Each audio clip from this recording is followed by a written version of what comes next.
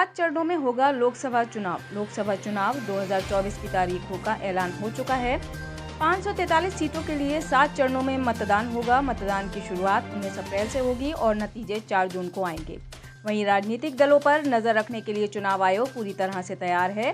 537 registered political party पर हमने काम किया है। इनमें से 284 को लिस्ट से बाहर निकाला है और 253 को इनएक्टिव किया है। ये अलग अलग तरह की सुविधाएं लेते हुए पॉलिटिकल पार्टी के माहौल को खराब कर रहे थे। मंत्रिमंडल विस्तार पर अनिल विज की प्रतिक्रिया। हरियाणा में सियासी हलचल मची हुई है। ऐसे में हरियाणा मंत्रिमंडल विस्तार पर हरियाणा के पूर्व गृह मंत्री अनिल विज की पहली प्रतिक्रिया सामने आई है। हरियाणा के पूर्व गृह मंत्री अनिल विज ने कहा, मुझे इसकी जानकारी नहीं है। शपथ ग्रहण समारोह के बाद किसी ने मुझसे संपर्क नहीं किया। वे जो काम कर रहे थे वे अच्छा है। इसके बाद उन्होंने कहा कि मैं तो रूठा ही नहीं हूँ। उन्होंने कहा कि मैं तो सभी सेशन में शामिल था, वहीं सभी मौजूद भी थे, लेकिन किसी ने मुझसे कोई बात नहीं की। कोटा में आयोजित टिफिन विद दीदी कार्यक्रम। राजस्थान के कोटा में इटावा और खातौली क्षेत्र में आयोजित टिफिन विद दीदी कार्यक्रम में लोकसभा अध्यक्ष ओम बिरला ने स्वयं सहायता समूह की महिलाओं से बातचीत की। इस दौरान ओम बिरला ने कहा कि देश की नारी अब घूंघट और घर की चार दीवारी में ही कैद होकर नहीं रहेगी। वह आत्मनिर्भर बनेगी। उनके पास पक्का मकान, पेयजल, बिजली और गैस भी होगा। अमृत काल में दीदी ड्रोन और जहाज ही नहीं उड़ाएंगी, देश भी चलाएंगी।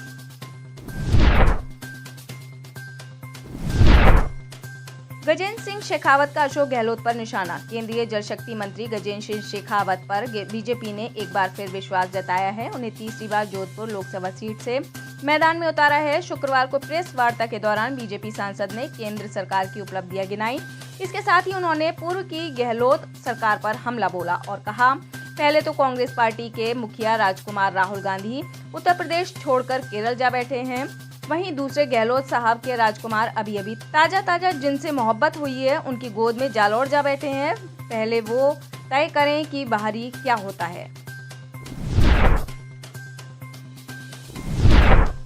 चुनाव से पहले बढ़ी अंबा प्रसाद की मुश्किल। प्रवर्तन निदेशालय ने धन शोधन मामले में झारखंड की कांग्रेस विधायक अंबा प्रसाद और उनके भाई को अगले महीने पूछताछ के लिए तलब किया है। सूत्रों ने बताया कि 36 वर्षीय प्रसाद को 4 अप्रैल 2024 को पेश होने के लिए कहा गया है, जबकि उनके भाई अंकित साव को उसके अगले दिन 5 अप्रैल को बुलाया गया है। अंबा प्रसाद झारखंड विधानसभा में बड़कागांव निर्वाचन क्षेत्र का प्रतिनिधित्व करती हैं।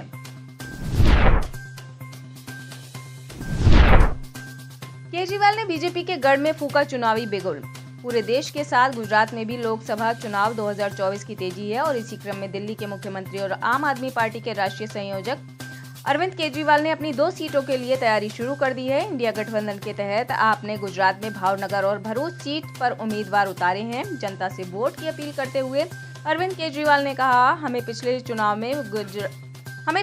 में गुजरात के लोगों से बहुत समर्थन मिला। हमें 14% वोट मिले और गुजरात की वजह से हम राष्ट्रीय पार्टी बन पाए। भारत गठबंधन के तहत आपको 2 सीटें भावनगर और भरूच मिली हैं और दोनों पर ही पार्टी ने बहुत मजबूत उम्मीदवार उतारे हैं। अरविंद केजरीवाल ने आगे कहा कि उन्हें यकीन है कि गुजरात के लोग दोनों सीटों पर आम आदमी पार्टी के उम्मीदवारों को जीत दिलाएंगे। हिमाचल में 22 नए पुलों से बेहतर होगी कनेक्टिविटी। हिमाचल प्रदेश के 5 जिलों में 22 पुलों के निर्माण के लिए 139.78 करोड़ रुपए मिले हैं।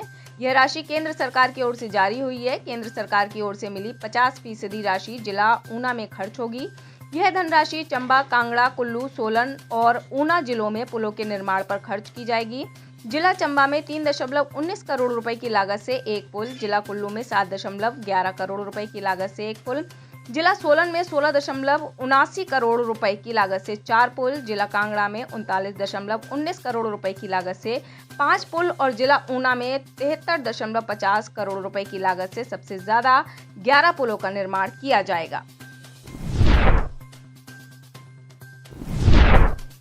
गुरु रविदास मार्ग का होगा कायाकल्प। कालाकाजी विधानसभा क्षेत्र स्थित गुरु रविदास मार्ग को नया स्वरूप देकर उसका कायाकल्प किया जाएगा। इस कार्य की शुरुआत आज पीडब्ल्यूडी मंत्री आतिशी ने की। इसके तहत गुरु रविदास मार्ग के सुदृढ़ीकरण और सौंदर्यीकरण का काम कर इसे नया स्वरूप दिया जाएगा।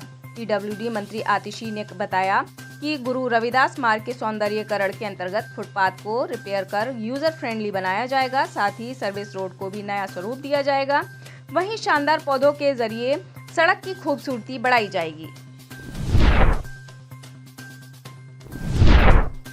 बीपीएससी TRE 3 पर तेजस्वी का नीतीश पर हमला। बिहार में लोकसभा चुनाव से पहले सियासी गलियारों में हलचल बढ़ गई है। सियासी दलों ने एक दूसरे पर आरोप प्रत्यारोप तेज कर दिया है। आरजेडी के नेता और पूर्व डिप्टी सीएम तेजस्वी यादव ने प्रदेश की जेडीयू बीजेपी गठबंधन की अगुवाई वाली नीतीश कुमार सरकार से सवाल करते हुए कहा, बिहार में तीसरे चरण की बीपीएससी शिक्षक नियुक्ति परीक्षा में पेपर लीक के कारण 4 लाख से अधिक अभ्यर्थियों को परेशानी हुई। आखिर ऐसा क्यों हुआ? आरजेडी जेडीयू गठबंधन की तत्कालीन प्रदेश सरकार की तारीफ करते हुए कहा, हमने 17 महीनों में 4 लाख से अधिक नौकरियां दी। कभी भी किसी नियुक्ति परीक्षा में पेपर लीक नहीं हुआ।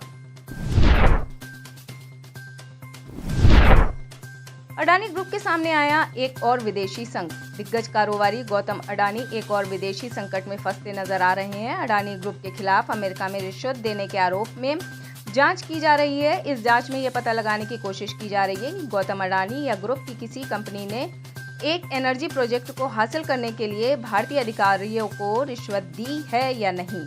हालांकि अडानी ग्रुप ने कहा है कि उसे ऐसे किसी भी जांच के बारे में कोई जानकारी नहीं है। पिछले साल आई हिंडनबर्ग रिपोर्ट के बाद अडानी ग्रुप पर यह दूसरा विदेशी हमला है।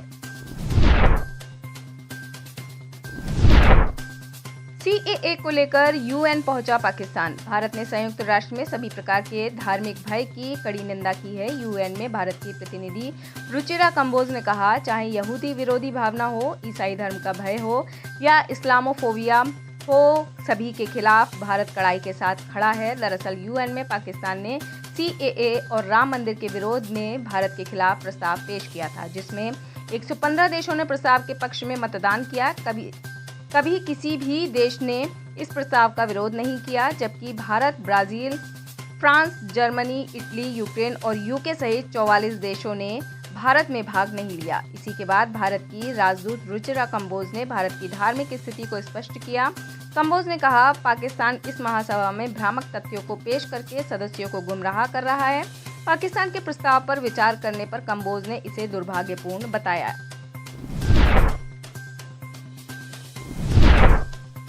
पुतिन ने किम जोंग को गिफ्ट की लिमोजिन।